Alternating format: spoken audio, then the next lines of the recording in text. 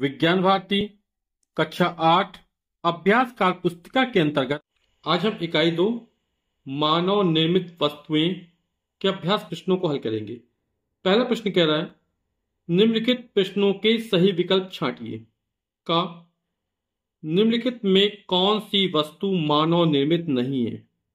तो सीमेंट ये मानव निर्मित वस्तु है, साबुन भी मानव बनाता है, हींग यह हमें पेड़ों से प्राप्त होती है और सुई को मानव बनाता है। तो यहां पर जो हो जाएगा हींग हो जाएगा, वो मानव निर्मित वस्तु नहीं है। फिर खा है, इनमें से जैव निम्नीकरणीय नहीं है। तो जैव निम्नीकरण क्या कहलाता है? वे पदार्थ जो प्राकृतिक प्रक्रिया जैसे जीवाणु की क्रिया द्वारा अपघटित हो जाते हैं, जैव निम्नीकरण कहलाता है। जैसे नींबू का बीज यह अपघटित हो जाता है प्राकृतिक प्रक्रिया द्वारा, सूती कपड़ा भी हो जाता है, भेड़ के बाल भी हो जाते हैं, एल्युमिनियम फॉइल नहीं हो पाता है। यह हमारा आता है जैव अनिम्नीकरण में।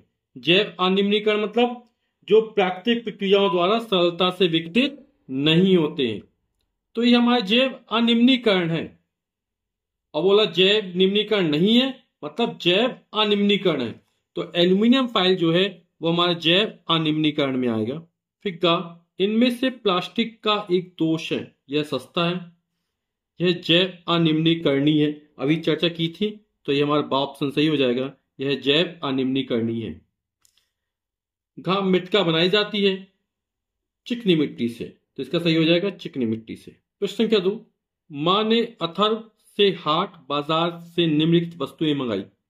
सुई, फूल, नमक, मोजा, टमाटर, साबुन, हल्दी, कंघी, हरी मिर्च तथा केला।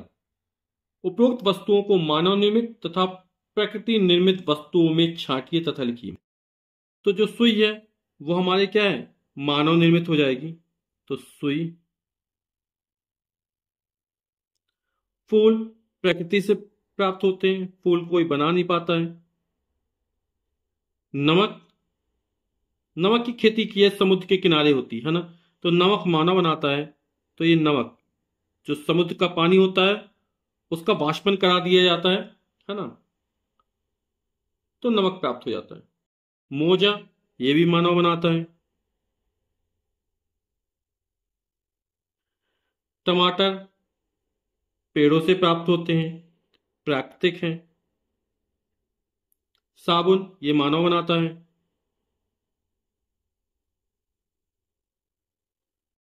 हल्दी पेड़ों से प्राप्त होती है। कंघी मानव बनाता है। हरी मिर्च पेड़ों पर उगती है, प्रकृति से मिलती है अपन को। और केला ये भी प्रकृति से प्राप्त होता है। प्रश्न संख्या 3 है, निम्नलिखित मानव निर्मित वस्तुएं किन क्षेत्रों से संबंधित है? जो ईंट है वो हमारा भवन निर्माण से संबंधित हो जाएगा। कपास इससे वस्त्र बनाए जाते हैं, तो ये वस्त्र उद्योग में आ जाएगा। खुरपी ये कृषि कार्य में प्रयोग की जाती है। बर्तन ये घरेलू कार्य में प्रयोग हो जाते हैं। और एंटीबायोट ये औषधि क्षेत्र में आएगा। फिर प्रश्न संख्या 4 है, निम्नलिखित कथनों के सम्मुख सत्य अथवा असत्य लिखिए।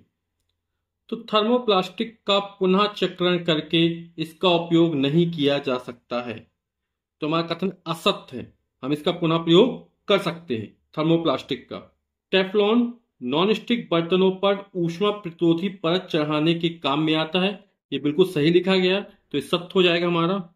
फलों के छिलके की प्रकृति जैव अनिम्नीकरणीय होती है। जैव अनिम्नीकरणीय प्लास्टिक होता है जो सरलता से विघटित नहीं होता है ना, लेकिन फलों के छिलके हुए सब्जियों के छिलके जल्दी विघटित हो जाते हैं, तो जैव निम्नीकरण में आएगा। वो बोला जैव अनिम्नीकरण होती है, तुम्हारा कथन असत्य हो जाएगा। ये मेलामाइन का प्रयोग बर्तन बनाने में किया जाता है, तो मेलामाइन एक तरह की प्लास्टिक है और उसका प्रयोग बर्तन बनाने में किया जाता है, तो ये हमारा कथन है जो बिल्कुल सही लिखा गया, सत्य हो जाएगा ये। साधारण कांच बनाने में पोटेशियम कार्बोनेट का प्रयोग होता है, तो हमारा कथन असत्य है, क्योंकि साधारण कांच बनाने में सोडियम कार्बोनेट, चूना पत्थर और सिलिका का प्रयोग होता है। पोटेशियम कार्बोनेट की सहायता से कठोर कांच बनाया जाता है, तो हमारा कथन क्या हो जाएगा, असत्य हो जाएगा ये हमारा।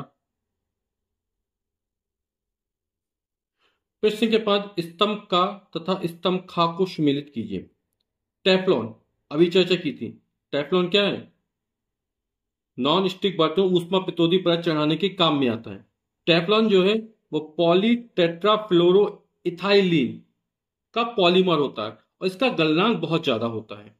तो टेफ्लॉन, स्टाइरिन ये थर्माकोल में आएगा, उच्च ताप पर क्ले ये मृतिका में आएगा, सिल्वर आयोडाइड ये फोटोक्रोमिक कांच में प्रयोग किया जाता है और डिटर्जेंट एक प्रकार का अपमार्जक है। प्रश्न संख्या 6, कारण बताइए का फोटोक्रोमिक कांच क्यों धूप में रंगीन तथा छाया में जाने पर अपनी पूर्व स्थिति रंग में आ जाते हैं? जो फोटोक्रोमिक कांच होते हैं उनके लेंसों में सिल्वर आयोडाइड मिला दिया जाता है। अब जब धूप में पहुंचते हैं तो जो सिल्वर आयोडाइड होता है वो अपघटित हो जाता है सिल्वर में और आयोडीन में। तो सिल्वर की जो परत होती है वो चश्मे के लेंसों को गहरा देती है, डार्क कर देती है। जब क्या होता है, धूप में जाते हैं तो सिल्वर आयोडाइड होता है वो सिल्वर और आयोडाइड बनाता है। तो सिल्वर की जो परत होती है वो चश्मे के लेंसों को गहरा रंग प्रदान कर देती है। और जब छाया में जाते हैं, ठंडक में जाते हैं तो क्या होता है, सिल्वर तथा आयोडाइड पुनः मिल जाते हैं, है ना। तो जिससे जो कांच का रंग है, लेंस का रंग है, वो पहले की तरह हल्का हो जाता है। तो फोटोक्रोमिक कांच के लेंसों में सिल्वर आयोडाइड मिला होता है। धूप में सिल्वर आयोडाइड विघटित होकर सिल्वर चांदी व आयोडाइड बनाता है। सिल्वर की यह परत चश्मे के लेंसों को गहरा रंग प्रदान करती है। छाया में सिल्वर तथा आयोडाइड पुनः संयोग कर सिल्वर आयोडाइड बना लेते हैं, जिससे लेंस पहले की तरह हल्के रंग के हो जाते हैं। अगला प्रश्न, अपमार्जक के प्रयोग से कपड़े अधिक साफ क्यों धुलते हैं?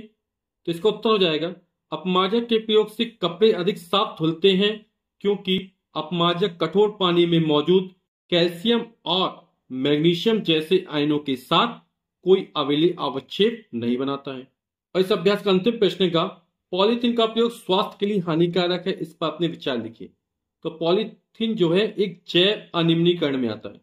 पॉलीथीन के प्रयोग से सांस और त्वचा संबंधी रोगों के साथ ही कैंसर का खतरा भी बढ़ रहा है। यह गर्भस्थ शिशु के विकास को भी रोक सकता है।